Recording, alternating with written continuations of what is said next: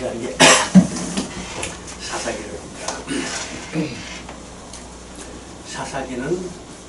사사기인데 요사도 죽고 요사 함께 해도 다 이제 죽고 초대 사우랑이 세워질 때까지 약 350년의 기간을 사사시대라고 합니다. 그런데 이 사사시대 중에서 사사기는 12사사가 활동한 것을 기록했죠. 그러니까 우리가 사사시대하고 사사기에 나오는 시대는 조금 차이가 있죠. 그러니까 14명의 사사인데 12명의 사사는 사사기에 기록되어 있고 2명의 사사는 어디에 기록되어 있어요? 사무엘상에 기록되어 있습니다. 그게 엘리사사, 사무엘사사죠. 그런데 우리가 일반적으로 사사기 하면 사사시대 기록에서 이야기합니다. 큰 문제가 되니까 우리가 사사시대 하면 어느 시대일까? 하나님이 특별한 지도자를 세우지 아니하고 하나님이 친히 다스리는 친정시대라고 합니다. 그러면 어떻게 친정시대가 될까? 그죠? 성경의 핵심 주제는 하나님께서 하나님 나라를 건설한 거예요. 그러면 하나님 나라면 어떻게 해요? 그게 통치자가 누가 돼요? 하나님이죠. 이게 성경 전설적인 핵심적인 주제입니다. 그래서 창세 때 하나님 나라를 건설했어. 근데 백성이 범죄하고 떠나가므로 하나님 나라가 파괴됐죠. 그것을 회복하는 역사. 이게 하나님의 구속의 역사입니다. 그래서 아브라함을 주셔서 아브라함을 통해 뭐예요? 너로 내가 큰 나라를 이루리라. 큰 나라가 되기 위해서는 어떻게 해요? 백성이 많아져야죠. 그래서 자손이 번성하게 해요. 그래서 하나님은 이스라엘을 통해서 그 역사를 이뤄갈 그림자로 보여줬기 때문에 야곱을 이스라엘을 바꿔주시고 이스라엘을 어떻게 해요? 크게 번성케 해서 애굽에 보냈죠. 하나님의 시간대로 400년 지나 큰 백성으로 번성하니까 하나님은 그것을 모세를 통해서 애굽에서 끄집어냈어요. 그리고 시내산 언약을 통해서 자기 백성을 만드시고 백성을 지켜야 할 법을 주셨죠. 법을 주셨습니다. 그리고 여호수아를 통해서 가나안 땅을 점령하게 했습니다. 그러면 어떻게 됐어요? 백성이 생겼죠? 법이 주어졌죠? 영토가 생겼죠? 그러면 그 통치자는 누구예요? 하나님이죠. 그러니까 하나님이 친히 다른 시대가 어느 시대다? 사사시대예요. 하나님은 지금 이것을 위해서 여기까지 지금 끌고 온 겁니다. 그죠? 이게 사사시대예요. 그런데 사사시대는 하나님의 마음과는 반대로 어떻게 있어요? 혼란이 반복되는 시대죠. 이것이 반복된 원인이 사사기 마지막 절에 나옵니다. 마지막 당시에 왕이 없으므로 오죠. 당시는 사사시대입니다. 왕이 없으므로 이건 눈에 보이는 왕이 없다는 말입니다. 그러면 실제적인 통치자는 누구예요?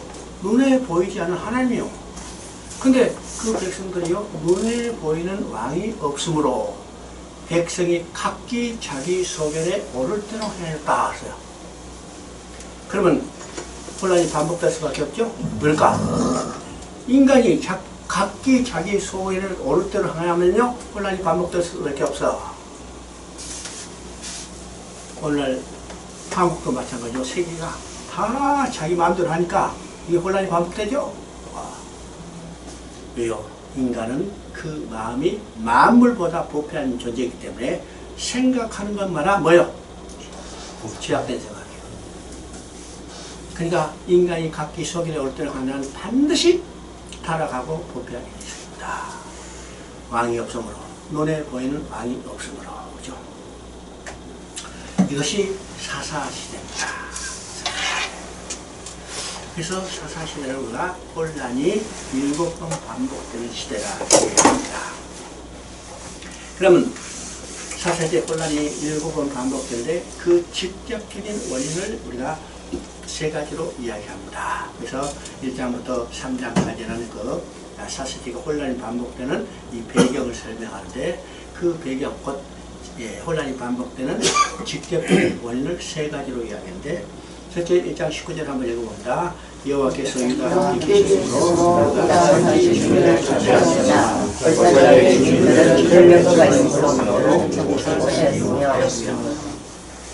이 말은 어떤 말인가? 우리 이제 하나님께서 신명기에 보면 나오죠. 가나안 땅에 들어가거든 가나안 땅에 살던 족속을 다 진멸하라고 했습니다. 진멸하는 말은요, 쫓아내란 말보다 더 엄격한 거예요. 그죠? 쫓아내는 만큼 밖으로 쫓아. 그래서 진멸하는 것은 완전히 흔적도 없애버리는 겁니다. 그러니까 쫓아내는 말보다 더 엄격한데 이렇게 명했어요. 그러면 왜 하나님이 그 가나안 족속을 쫓아내라 했을까? 이것에서 우리가 생각해 봅니다. 어떤 사람이요, 이름만 알면 여러분 다 알 수 있는 유명한 사람이 어떤 방송에 나와서 이게 설교하는 거예요. 그 사람은 뭐 신학적 나한테 해가지고 뭐 성경에 관한 책도 썼어요. 근데 얘기해요. 자기는 하나님 못 믿겠다는 거예요. 근데 왜 성경 주석을 썼는지 모르겠어요. 그렇죠? 그러니까 아주 일배반적 모순된 사고를 하고 있는 거예요. 로마서 주석 썼는데 내가 로마서 해설 썼는데 한번 봤더니 이건 로마서가 아니라 그리스 로마 철학이에요. 하여튼 그렇고 그 사람이 얘기해요.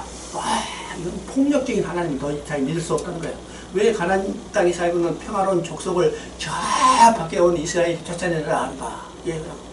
여러분이 그 사람 말하면 참 그럴듯하죠? 근데 왜 쫓아내라 했을까? 그죠?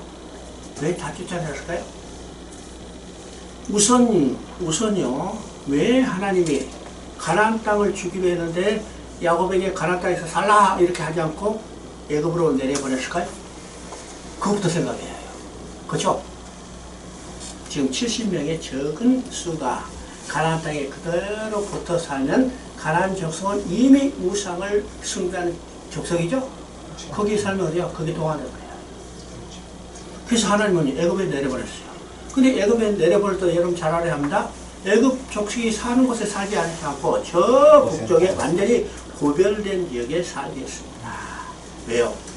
그들의 문화에 동화되지 않도록 하기 위해서. 그래서 애굽에 내려버렸어. 하나님 마음은 거기서 하나님만 섬기는 건데 애굽에서 또 강제로 노예 살게 되죠. 네, 왔어요. 그동안에 가나안 족속은 하나님을 우상을 버리고 하나님께 돌아오기를 원했던 것이 하나님의 마음이에요. 근데 가나안 족속은요, 우상을 버리고 하나님께 돌아가는커녕 더 극심하게 우상을 숭배하는 겁니다. 이제는 회개하고 돌아올 가능성이 없어. 그래서 하나님 어떻게 해요? 진멸이라 해요. 누구를 통해서? 지금 애굽에 나는 이스라엘 백성을 통해서. 뿐만 아니라 가나안 땅의 주인은 누구예요? 그렇죠?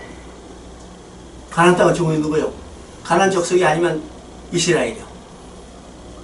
여러분 창세기 23장에 아브라함이 그 땅을 400세기를 주고 샀어요. 이 의미가 크죠? 넌 하나님이 우리에게 주시고 약속한 땅이라는 보증을 확보한 것과 마찬가지입니다. 그러니까 주인은 누구예요? 이스라엘이죠. 주인이 왔으면 세 사람 나가야죠. 얘기합니다. 그래서 뿐만 아니라 지금 이 철병거라고 그랬죠. 철병거. 이 철병거가 가나안 족속이 철병거가 가지고 있다는 것은 당시 문명의 발달 수준으로는 최고의 수준입니다. 우리가 배울 때 있죠. 문명의 발달 수준은 토기시대, 석기시대, 청동시대, 철기시대죠. 그러면 지금 가나안 족속은 최고의 문명의 발달 수준을 가지고 있어요.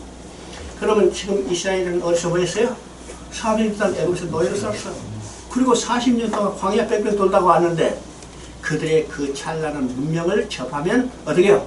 금방 동화됩니다. 그래서 없애는 거예요. 그래서 각 족속이 점령하고 있는 이 지역에 살고 있는 가나안 족속을 쫓아내는 전쟁을 하는 겁니다. 전쟁이죠. 그 중에 제일 먼저 기록된 지파가 누구냐? 유다 지파예요. 왜요? 유다 지파는 이미 이스라엘 12지파 중에 중심 지파가 됐습니다. 여러분 민수기 10장을 보면 이스라엘 백성이 가나안 땅을 세워서 행진할 때 거기에 제일 앞장을 누가 서게 했나? 유다 지파가 서게 했어요. 우리가 행렬을 한다면요, 여러분이 일반적으로 생각하면 어떻게 해요? 12아들 데리고 앞에 간다면 여러분 어떻게 했어요? 큰 놈 제일 앞에 가! 그럴 거예요. 그렇죠? 장자가 제일 앞에 간다면 루벤이 있는데 루벤은 범죄했기 때문에 장자권을 상실했어. 그러면 요셉 지파 중에 한 자가 서야죠? 근데 하나님은 유다 지파가 서요. 왜요? 이미 유다 지파는 이스라엘의 중심 지파가 되기 때문에요. 그래서 지금 유다 지파가 전쟁을 먼저 들어가죠? 근데 여기서 주의하기 바랍니다. 여호와께서 유다에 함께 했으므로 산지 주민을 쫓아냈다. 산지 주민을 쫓아낸다는 하나님 함께 계셨죠? 근데 골짜기 주민은 철벽하심으로 그들을 쫓아내지 못했다. 골짜기 주민을 쫓아내는 전쟁을 할 때는 하나님이 함께 계신단 말이 없어. 없죠?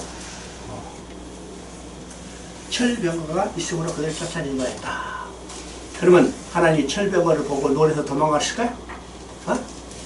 그래서 하나님 함께 계신단 말이 없을까요? 이건 어떤 의미일까? 그들이 철벽어를 보고 하나님이 함께 계신다는 믿음이 사라진 거예요. 하나님이 함께 계신다는 믿음이 사라졌기 때문에 그들은 쫓아내지 못한 겁니다. 그들이 산지 거민을 쫓아낼 때나 골짜기 거민을 쫓아낼 때나 하나님이 함께 계신다는 확신을 가지고 쫓아냈다면 그것을 본 다른 지파도 다 쫓아냈을 텐데 중심 지파인 유다 지파가 쫓아내지 못했기 때문에 그것을 본 다른 지파는 어때요? 다 쫓아내지 못했다는 겁니다. 그럼 여기 여러분이요 19절부터 쭉 읽어보면 계속해서 쫓아내지 못하고 쫓아내지 못하고 쫓아내지 못하는 날이 반복됩니다. 드디어 34절을 보면요, 한번 34절 한번 찾아봅니다.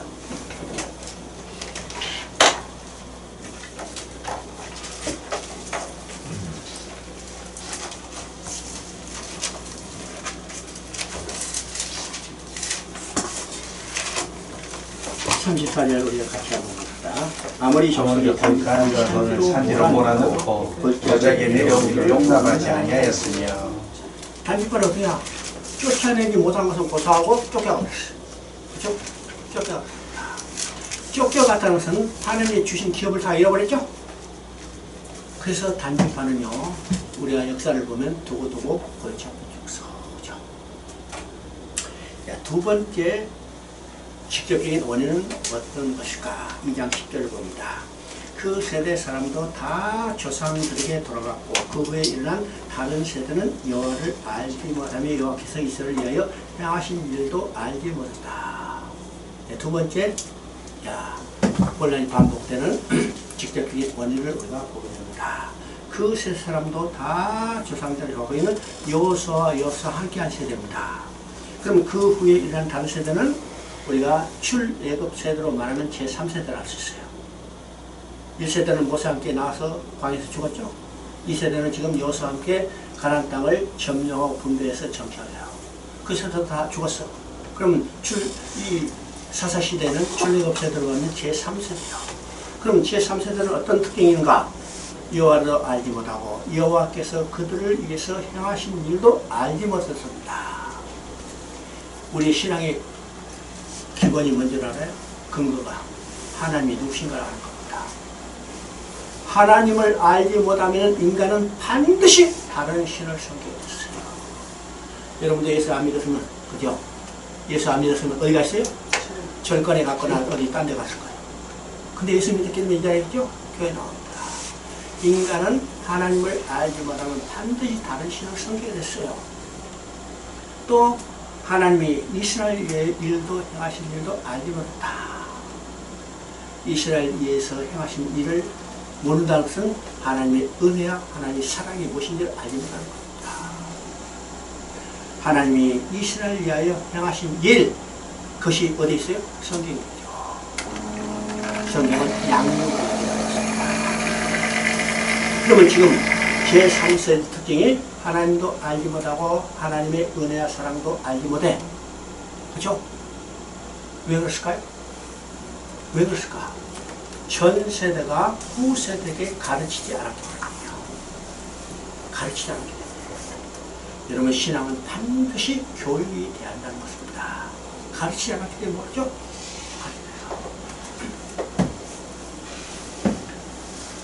자, 오늘도 우리가 후세대에게 가르쳐야죠? 누구를 가르쳐가? 여호와가 누군지, 하나님이 누구인가를 가르쳐요. 또 하나님이 우리를 위해서 해주신 이 무엇인가를 가르쳐요. 그러면 우리가 생각해 봅니다. 하나님이 누구신가를 어떻게 알 수 있을까? 무엇을 통해서 알 수 있을까? 여러분 기도 많이 하면 하나님 알 수 있을까요? 그죠? 기도 많이 하면 하나님 알 수 있을까? 기도 많이 했더니 귀신 씌운 사람 있죠? 어? 기도 많이 했더니 이단에 개수된 사람들 많죠? 기도 많이 해서 하나님 아는 게 아닙니다. 무엇을 통해서 알아요? 성경에 계시된 하나님을 알아요. 그게 중요한 겁니다. 성경에 계시된 하나님이 이스라엘에 행하신 일을 뭘 통해서 알아요? 성경을 통해서 아는 겁니다. 뭐야? 특별 계시 받아가지고 아는 게 아닙니다. 성경을 통해서 하나님이 오늘 우리들을 위해서 해주신 일이 무엇인지를 알아요. 그래서 오늘 교회에서 중요한 일이 뭘까요? 중요한 일이 뭘까? 교회예요. 여러분요, 교회를 해서 교회의 기능에 대해서 이야기하죠. 첫 번째는 예배예요. 물론 인간이요, 예배적 존재로 태어나서 예배 받기를 하니까 자, 우리가 구원받는 것도 하나님 예배를 위해서 하죠. 그러니까 예배입니다. 근데 두 번째 교회의 기능은 우리가 전도, 선교로 생각하지만은 여러분 교육이라는 사실을 알아야 됩니다. 세 번째 전도, 네 번째 교제예요. 그러니까 교회에서 교육이 얼마나 중요한가죠? 가르치지 않았기 때문에 몰랐어. 모르니까 다른 신을 섬기는 거예요. 이 첫 번째, 두 번째 필연적인 결과로 세 번째 원인이 나타나는 겁니다. 자, 그러면 세 번째 원인은 3장 5절부터 6절까지 봅니다. 그러므로 이스라엘 자손은 가나안 사람과 헷 사람과 아모리 사람과 브리스 사람과 이 사람과 여부스 사람 가운데 거주하면서 그죠? 그들의 딸들을 맞아 아내를 섬으며 자기 딸들을 그들의 아내에 주고 또 그들의 신을 섬겼더라. 이게 첫 번째 원인, 쫓아내지 못했기 때문에 승계하셔서. 두 번째 원인, 하나님을 알지 못하니까 그들의 신을 섬기는 거야. 그죠? 이게 첫 번째 원인과 두 번째 원인은 필연적인 기결로 나타나는 거예요. 여기서 5절에요. 여부스 족속 가운데 있죠? 가운데 이게 굉장히 중요한 의미가 있습니다. 여기는 그들이 집지고 살고 있는데 가운데 집지고 살았다는 이런 의미가 아니요. 그들이 문화와 관습에 완전히 보로된 상태. 이것을 가운데 넣는 겁니다. 그들이 문화와 관습에 완전히 보로되기 때문에 그들이 하자는 대로 할 수밖에 없죠. 그래서 그들의 관습에 따라서 그들의 신앙에 따라서 이방 우상을 숭배하는 겁니다. 그렇죠? 그래서 혼란이 반복된 거예요. 그래서 첫 번째 혼란은 지금 3장 7절부터 9절까지입니다. 이스라엘 자손이 여호와 목전에 악을 행하여 자기들이 하나님 여호와를 잊어버리고 바알과 아세라신을 섬긴지라. 여호와께서 이스라엘에게 진노하사 그들을 메소포타미아 왕 구산 이라뎀의 손에 파셨으므로 이스라엘 자손이 구산 이라뎀을 8년 동안 섬겼더니 이스라엘 자손이 여호와께 부르짖음에 여호와께서 이스라엘 자손을 위하여 한 구원자를 세워 구원하게 하시니 그는 곧 갈렙의 아우 그니스의 아들 온니엘이라. 이스라엘 이상이 지금 여호와 목전에 악을 행하여 자기들의 하나님 여호와를 잊어버리고 뭘 했어요? 바알과 아세라를 섬깁니다. 하나님이 그 징계하죠. 이방 나라를 통해서 이스라엘을 침공해서 압제하면 이스라엘이 부르시죠. 하나님은 사사를 일으켜서 그들을 구원해요. 그럼 구원받으면 그들이 하나님을 섬기며 어느 시간 동안 살다가 또 어떻게 해요? 하나님을 버리고 우상을 숭배하는 겁니다. 이것이 7번 악순환이 반복됐죠. 그러면 사사시대에 7번 악순환이 반복됐다면 오늘 우리의 삶의 신앙에서는 몇 번 반복돼요? 어? 몇 번? 하루에도 7번. 그렇죠? 하루에도 7번. 이게 우리 신앙입니다. 그래서 사사시는 350일 동안 7번은 뭐 많은 거 아니죠? 우리는 하루에도 7번씩 반복된다니까요. 여기서 중요한 것이 있습니다. 여호와 목전의 악을 향하여 자기들이 하나님 여호와를 잊어버리고 무엇이요? 바알과 아세라를 섬깁니다. 여러분요, 우상을 섬기는 것은 하나님이 가장 악하게 여기는 겁니다. 그러면 우상을 섬기는 것은 하나님이 왜 가장 악하게 여기실까? 그죠? 우리 생각하면요, 어떤 이 형상을 만들고 절하는 정도로 생각하지만은 우상을 섬기는 것은 하나님께 대한 반역입니다. 하나님께 대한 반역. 그죠? 세상에도 반역되는 삼족을 멸하는 가장 악한 형벌을 했어요. 그러니까 우상을 섬기는 것은 하나님께 반역이죠. 우리가 무엇을 통해서 볼 수 있어요?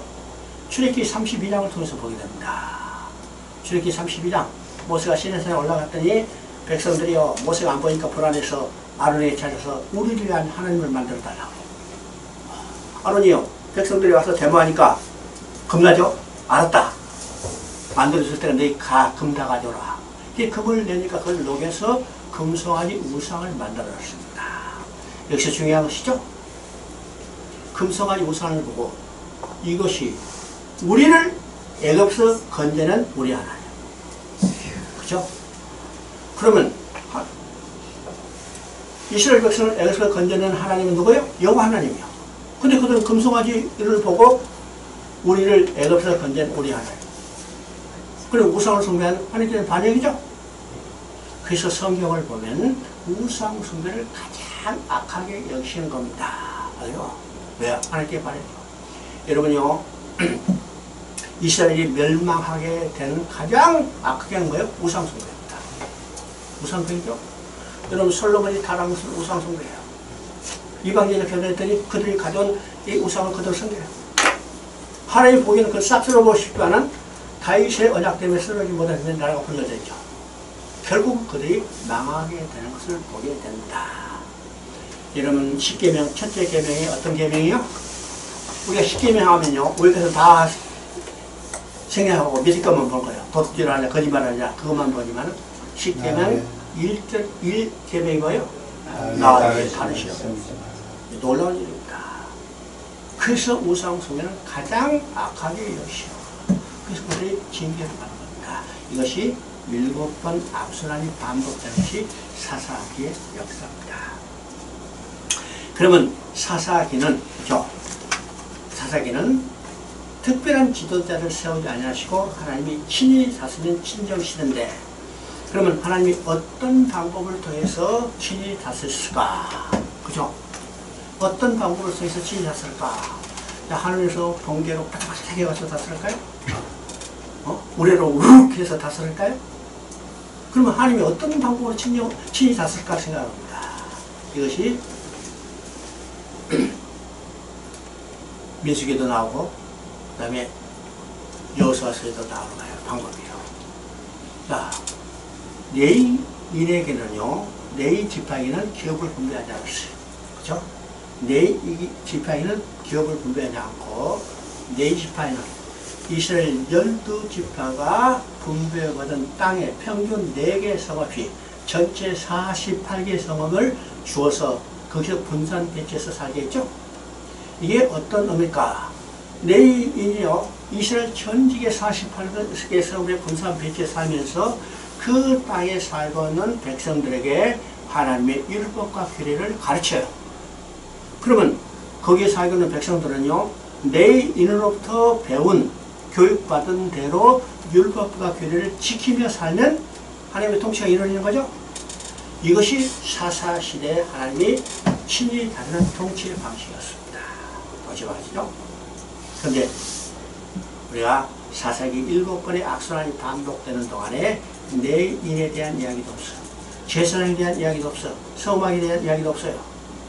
근데 사사기 마지막 2편의 부록이라 할 수 있는 곳에 누가 등장하냐? 레인이 등장합니다. 근데 그 레인이 어떤 모습으로 등장하는가? 타락한 모습으로 등장하는 거예요. 그러니까 우리 한번 성경 한번 찾아봅시다. 17장 봅니다.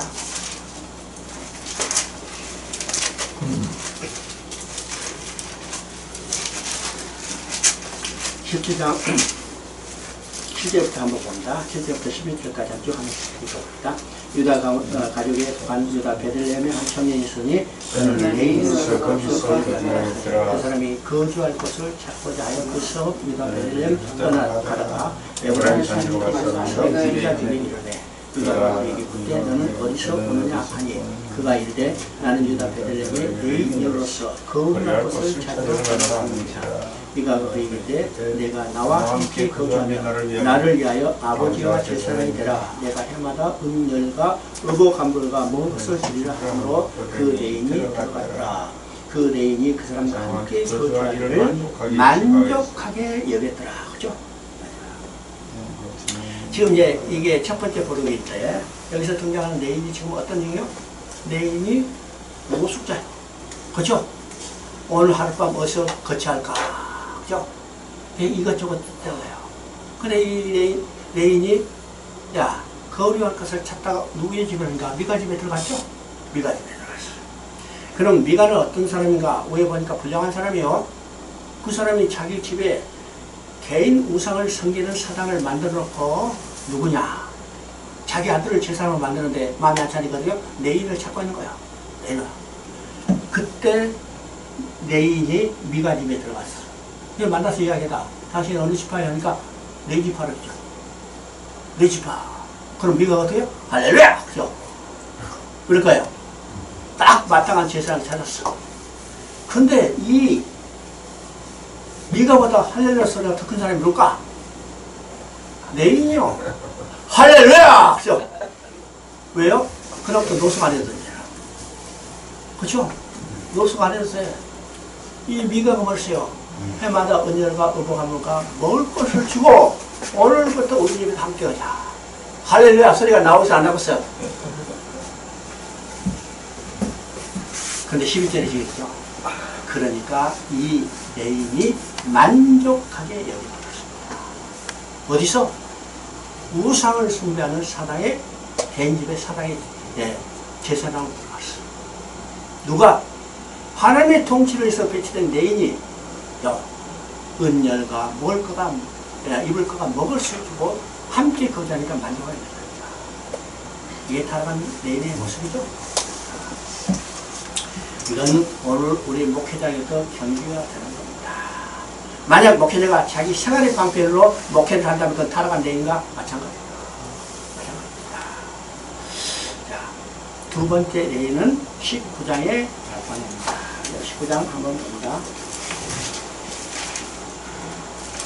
19장 1절 합니다. 이스라엘 왕이 없을 그때 여호람 산지 곳에 거기는 어떤 레인이 유다 베들레헴에서 첩을 이게 이제 두 번째 등장하는 레인의 모습이죠. 그러면 지금 두 번째 등장하는 레인은 어떤 일을 저질렀어요?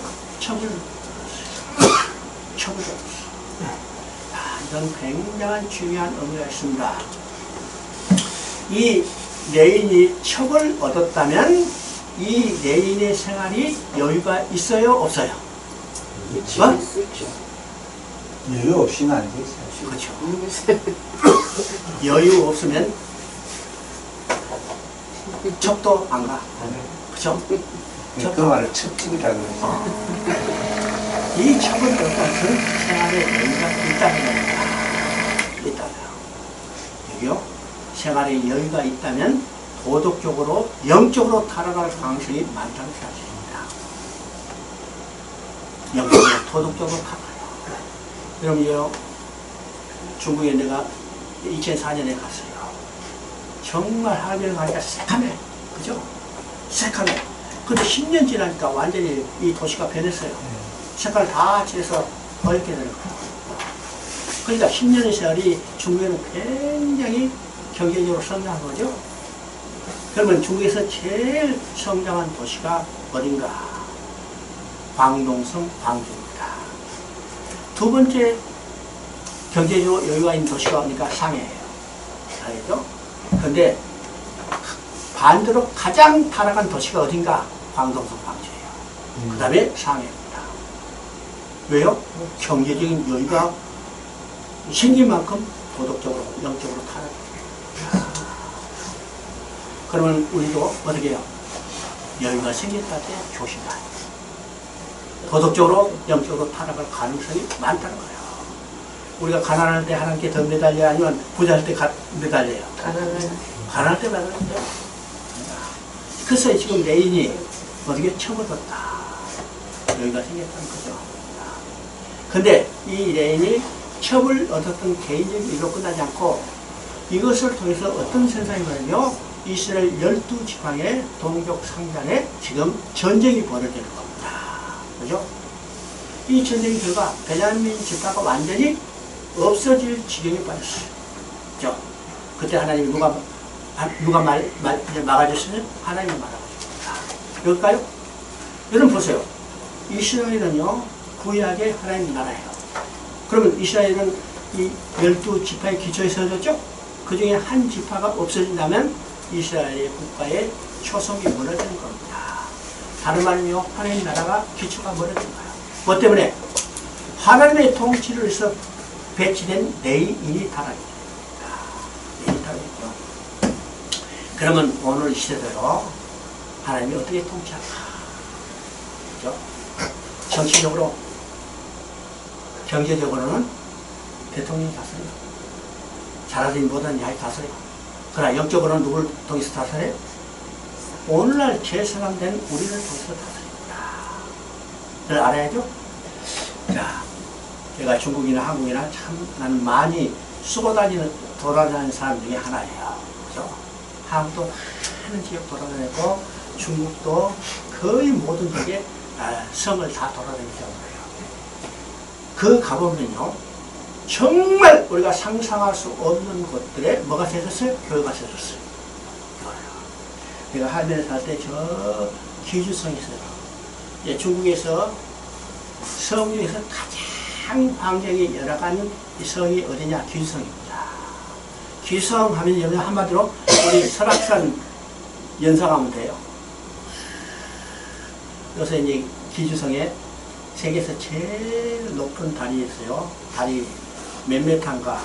지상에서 630m 다리. 대단하죠? 그 다리를, 왜요? 그는 300km 연결되니까. 내가 할빈에 있으면서 기주성을 갔어요. 하나님의 인도에서요, 그 여러 가지, 그 할빈서 거기까지 갔어요.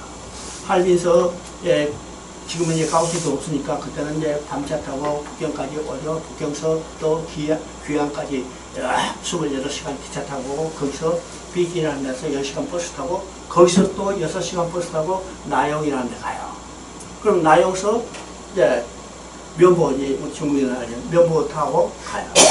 그럼 막히죠? 그럼 오토바이 뒤에 타고 1시간 정도 가요. 그럼 이제 산곡길에 올라가. 그럼 이제 앞에 묘석들이 앞에서 하는 거예요. 거기 올라갈 때 어떤 생각이요? 야, 내가 납치돼서 왔구나. 그죠? 거기는 꼼짝도 못해요. 뭐, 알 수도 없고. 그래요. 그래서 이제 1시간 정도 쭉 올라간 게 산곡길에 딱 올라가니까 거기에 뭐가 있어요? 교회가 있는 겁니다. 교회가 있어요. 거기에 성경 공부하겠다고 30명 정도가 모여 있어요. 이야, 찬양을 하는데요. 그건 천상의 목소리. 하움 배울 필요도 없어. 그냥 그대로 사부 합창으로 쫙 나오는데, 야, 오기 잘했구나. 그렇죠. 보니까 마을이라는 건 보이지도 않아요. 근데 성경 공부하겠다고 30명 이 정도 모여서. 그래서 내가 물어봤어요. 아니, 어떻게 해서 사람도 안 보이, 집도 안 보이는데, 마을도 안 보이는데, 30명인데, 저 숲속에 다 들어있다는 거예요. 다 들어있죠? 하나님은요, 곳곳에 교회를 세우고 하나님의 백성을 배치했어요. 오늘 우리는 제사장이죠? 우리가 그 사명을 제대로 감당한다면 이 땅에 하나님의 통치가 이루어집니다. 이것이 사사시대였어요. 아시죠? 자, 사사기 21장 25절 한번 봅니다. 그때 이스라엘이 왕이 없으므로 사람이 각기 자기의 소유에 오르도록 하는구나. 자, 이 말씀은 4번이나 반복돼요. 그러면 사사시대가 어떤 특징인가? 하나님이 통치하는데 그들은 하나님의 통치를 거부하고 그죠? 스스로 각각 자기의 소견대로 했기 때문에 악순환이 반복되는 시대입니다. 그럼 이것을 통해서 우리가 뭘 깨달아요? 아, 이 하나님은 이제 왕을 세워서 왕이 통치하는 왕정 시대로 바꿔야겠구나. 하나님의 우리의 마음, 하나님의 계획을 우리가 깨닫게 되는 겁니다. 그래서 그 다음에 연결되는 책이 어떤 책인가? 그죠? 룻기입니다. 룻기죠? 지금 여기 보니까 여기 위에 것은 잘못됐어요. 사사기 룻기는 같이 쓰는 게 아니라 밑에처럼 사사기 안에 룻기가 들어가 있어요. 그죠? 룻기는요, 역사의 시대 부분 속에 들어가지 않아요. 왜일까요? 룻기는 시대적 배경이 어디에요? 사사들이 치리하던 때, 그러니까 사사기 속에 들어가 있는 하나의 부분이고요. 그래서 학자들은 이야기합니다. 사사기에 세 편의 부록이 있다. 그러면 첫째 부록은 17장, 두 번째 부록은 19장, 세 번째 부록은 룻기라는 거예요. 룻기? 자, 이게 한번 올려봅니다. 이 장소적 배경이 어딘가, 그죠? 이 세 편의 부록이 장소적 배경이 어딘가를 본다.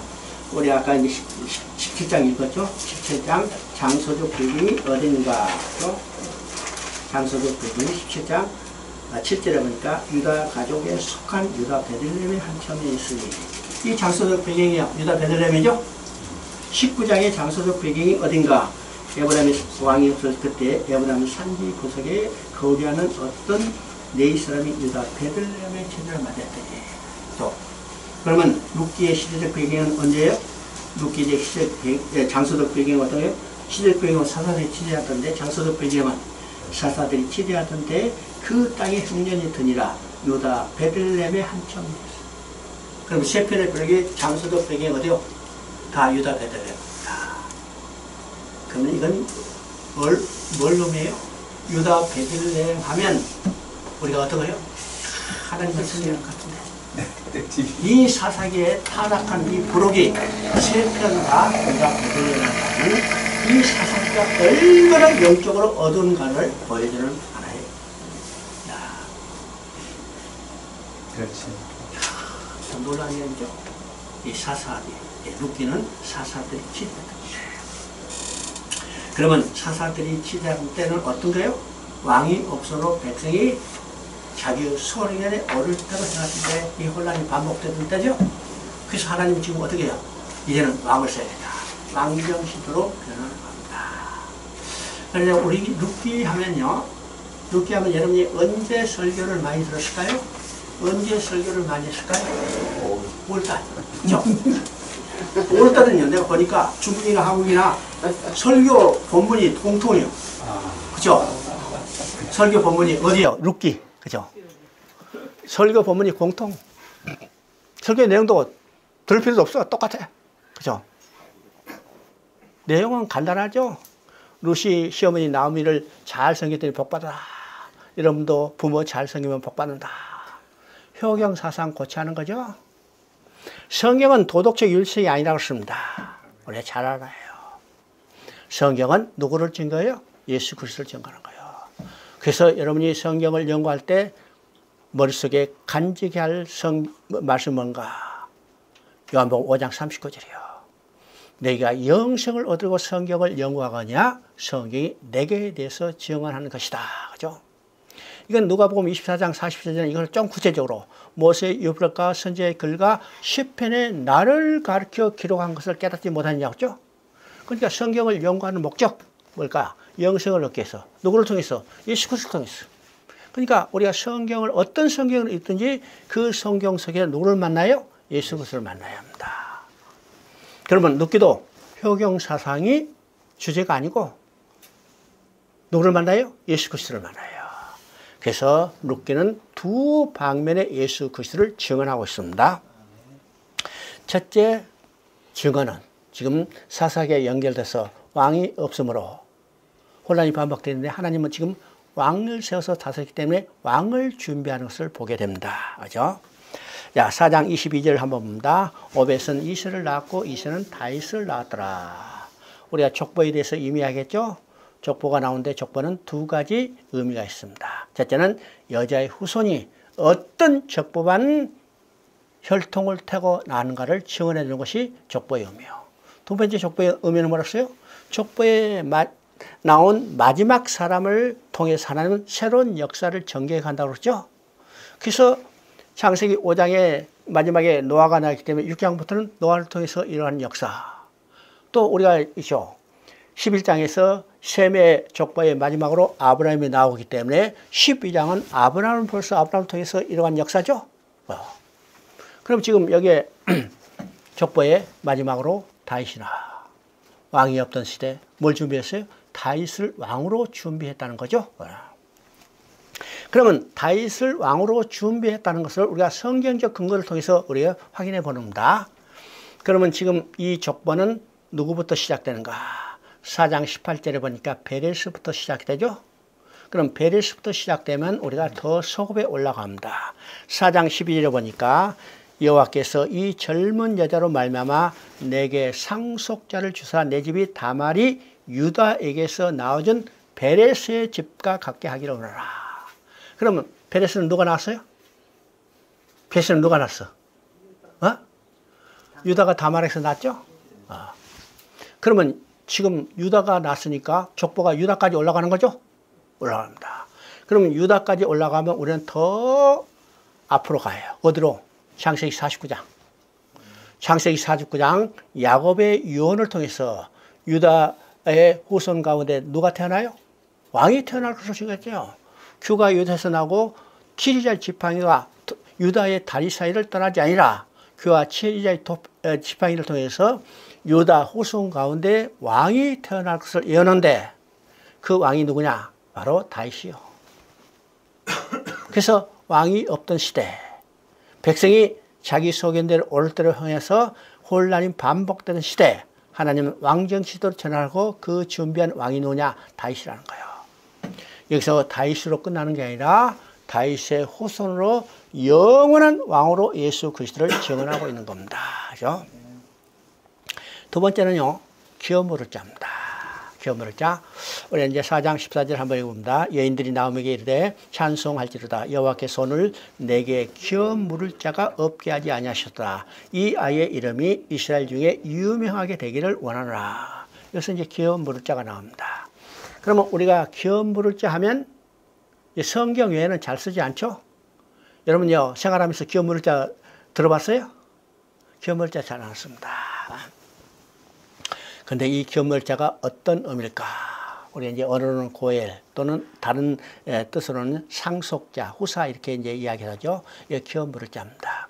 그러면 성경의 기업물자가 어디서 나올까? 그렇죠? 기업물자가 레위기 25장에 나옵니다. 그러면 레위기 25장은 어떤 이야기요? 신년에 대한 이야기죠. 신년에 대한 이야기.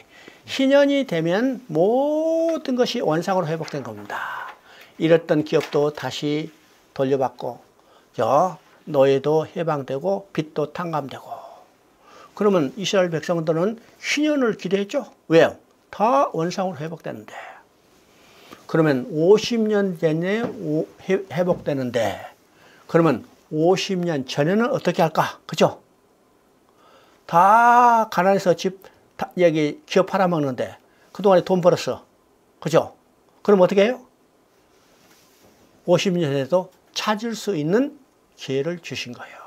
이것이 기업물을 겁니다. 기업물이죠.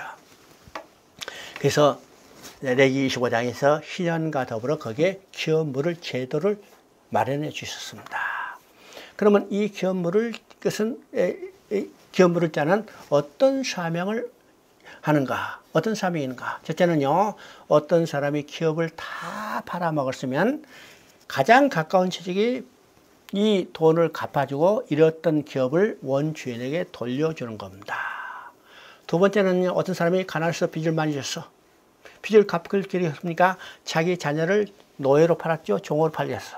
그러면 가장 가까운 형제가 빚을 갚아주고 자녀를 부모에게 돌려주는 겁니다.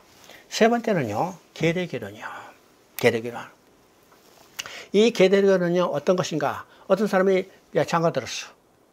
자기 후사가 없이 죽었죠?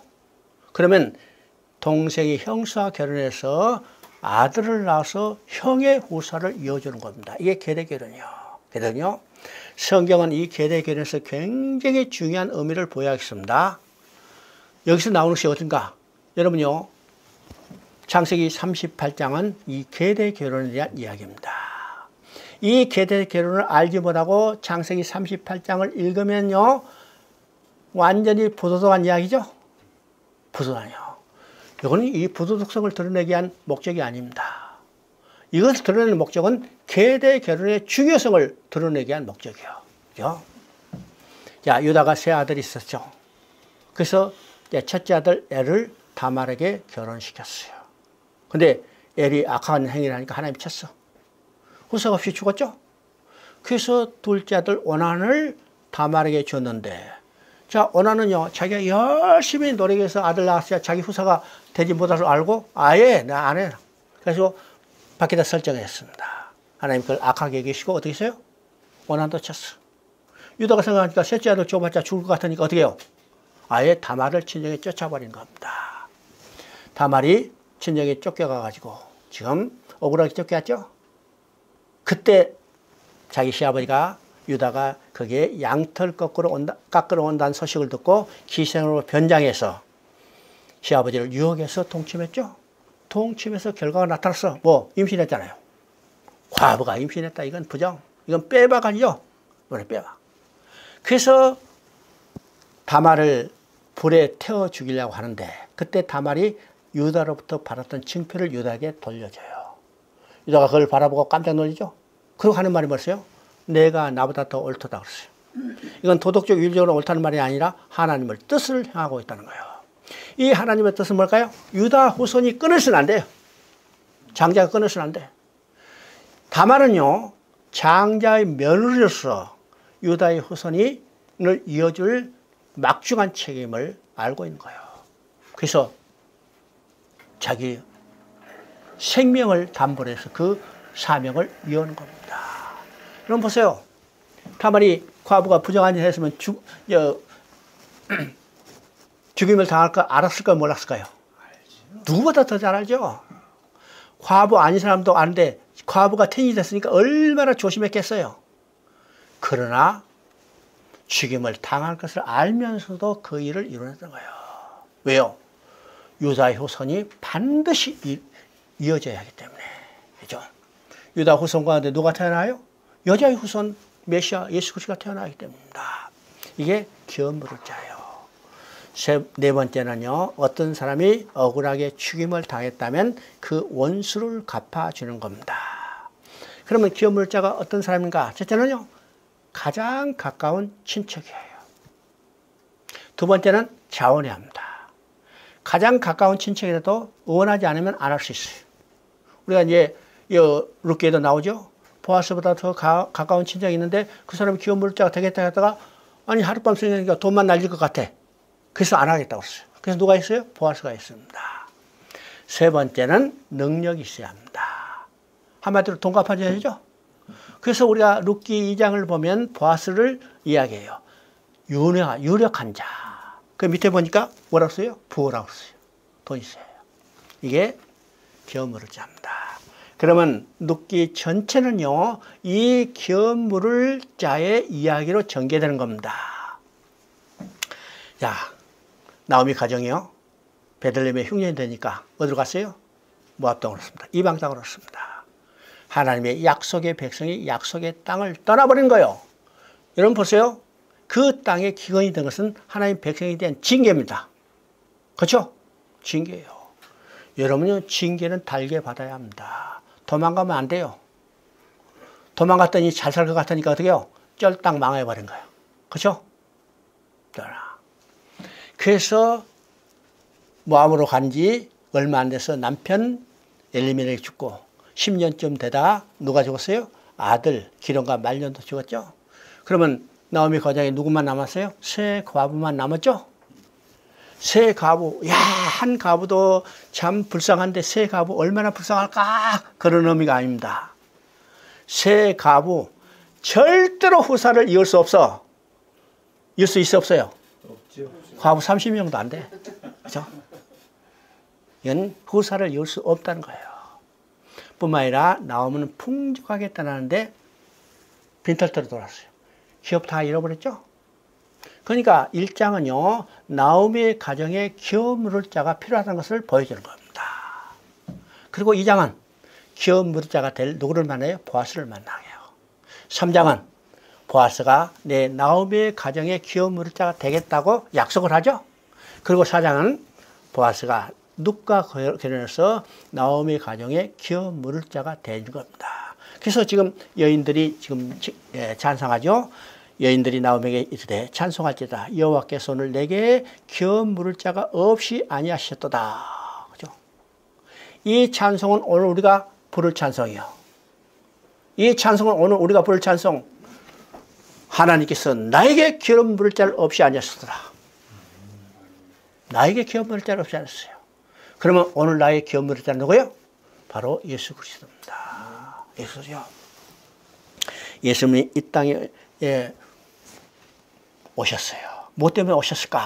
우리 히브리서를 보면요, 참 예수님이 이 땅에 육신을 입고 오신 목적이 아주 자세히 나옵니다. 육신을 입고 오신 목적, 그죠? 그러면 예수님이 육신을 입고 이 땅에 하나님이신 그분이 육신을 입고 오신 목적이 세 가지 아주 핵심적인 게 나타납니다. 첫째는 대속 제물이 되게 했어요. 대속 제물. 인간의 죄는 인간만이 대속할 수 있죠. 그래서 하나님이신 그분이 우리의 죄를 대속하기 위해서 육신을 입고 오신 겁니다. 두 번째는 기업 물을 자가 되겠어요. 기업 물을 자는 가장 가까운 친척이 돼야 한다고 그러죠. 그래서 지금 11장 히브리서 2장 11절 보니까 형제라 부르기를 부끄러워하지 않으라. 육신을 입고 오셔야 우리가 형제가 될 수 있죠. 천사가 우리가 형제가 될 수 없잖아요. 육신을 입고 오셔서 형제예요. 세 번째 육신을 입고 오신 목적은 우리의 대제사장이 되게 했어요. 대제사장은 누가 돼요? 사람 가운데 취한 자예요. 그래서 예수님도 사람으로 오셔서 우리의 대제사장이 되셔서 오셨죠.